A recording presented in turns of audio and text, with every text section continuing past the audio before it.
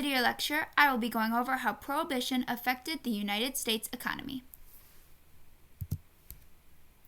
First of all, what are temperance groups and Prohibition? Temperance groups are social groups that are against the consumption of alcohol. Prohibition is a ban on the production, importation, transportation, and sale of alcoholic beverages. After the United States went into World War I in 1917, Woodrow Wilson enacted a temporary prohibition to save grain for food production. During the same year, Congress proposed the 18th Amendment, and within 11 months, 3/4 of the United States supported the amendment, and it was ratified on January 16, 1919, and was put into effect a year later on January 17, 1920. Temperance groups were mostly supported by women and companies. They supported Prohibition because alcohol consumption caused families to break apart, accidents in the workplace, inefficiency, and was believed to be an overall destructive force.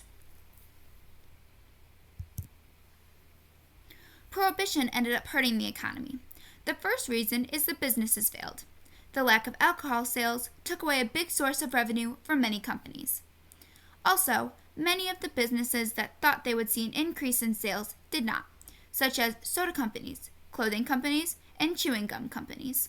The lack of alcohol production caused farmers to have an overabundance of wheat and barley that was being sold for the lowest prices ever in 1929. Many farmers turned to making, selling, and distributing whiskey by themselves illegally.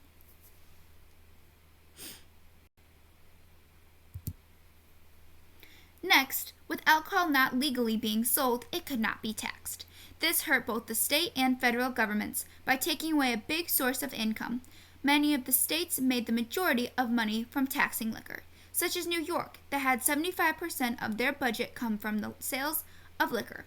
Overall, the federal government lost $11 billion of tax revenue. This loss of revenue affected the government several years after Prohibition had ended. The government had to raise income tax so that it could fund their budgets instead of alcohol tax.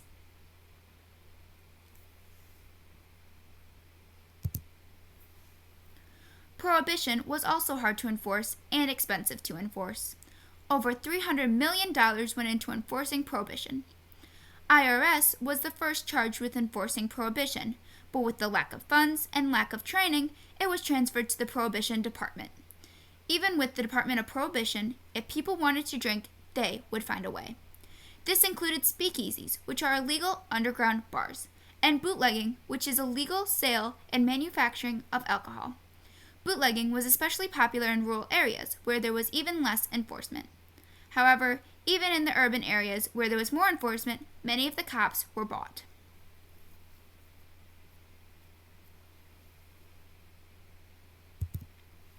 Crime was also on the rise due to Prohibition, which is ironic because Prohibition wanted to lessen crime. Al Capone is one of the most iconic gangsters, owning many speakeasies and bootlegging operations. This also made him rich, annually bringing in $60 million. With the rise in illegal alcohol came the rise in rival gangs. Valentine's Day Massacre in 1929, people who believed to be Al Capone's men, dressed up in police uniforms, openly fired on a rival gang, leaving many dead.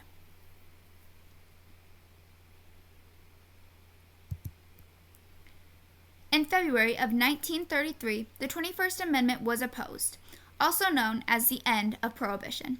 With being 4 years into the 10-year Great Depression, the government needed the money from alcohol tax to try to bring the economy back.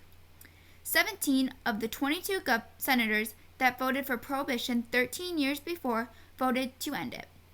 By December 5, 1933, only 3 more states needed to ratify the 21st Amendment to end Prohibition. These states ended up being Pennsylvania, Ohio, and Utah. At 3:23 p.m., the First Amendment in the United States history was repealed. President Roosevelt gave the news to the American people and urged them to drink responsibly. Overall, it is pretty obvious why Prohibition is called the noble experiment.